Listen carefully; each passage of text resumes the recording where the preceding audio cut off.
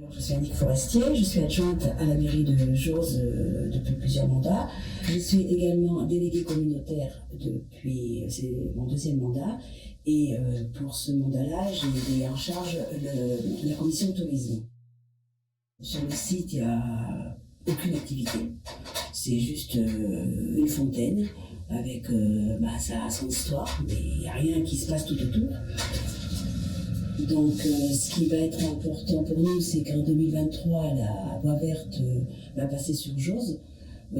Jose étant la seule commune de la communauté de communes entre Dore et Allier à être traversée.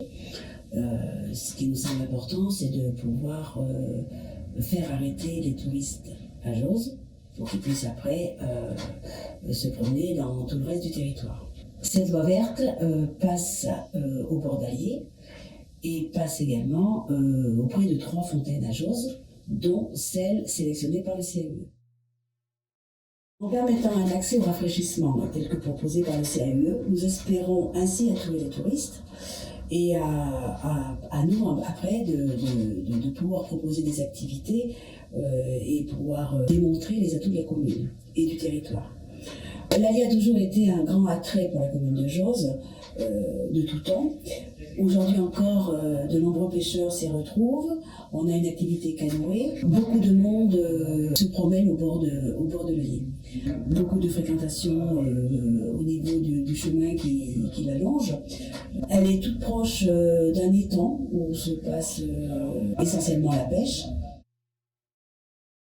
La démarche de Eau Vive est intéressante pour nous, d'abord parce qu'elle va permettre l'aménagement de ce site qui se trouve aux abords de la voie verte. Le point de rafraîchissement est également intéressant puisqu'il n'y en a pas sur un tronçon important. Quant au prototype, qui sera éphémère certes, mais ça va permettre de se rendre compte de l'utilité de ce point de rafraîchissement. On pourrait envisager de le rendre pérenne peut-être à l'avenir. De tout temps, les rives ont été un enjeu important, avec une très grande fréquentation. De nombreuses familles encore viennent pique-niquer. Donc, ce que j'aimerais, c'est de permettre à nouveau cette activité familiale sur les rives de l'Allier. Si c'est bien aménagé, si c'est convivial et facile d'accès et tout ça, ça va permettre aux gens de venir et puis d'aller plus loin, d'aller peut-être jusqu'au Couléra. On fait une petite balade tout au bord de l'Allier, de permettre des visites guidées par rapport à la faune, la flore qui est très nombreuse, peut-être aller l'emprunter la voie verte parce qu'elle passe quand même sur une longue distance sur les bords d'Allier. Voilà, donc il y a des choses vraiment à jouer là-dessus.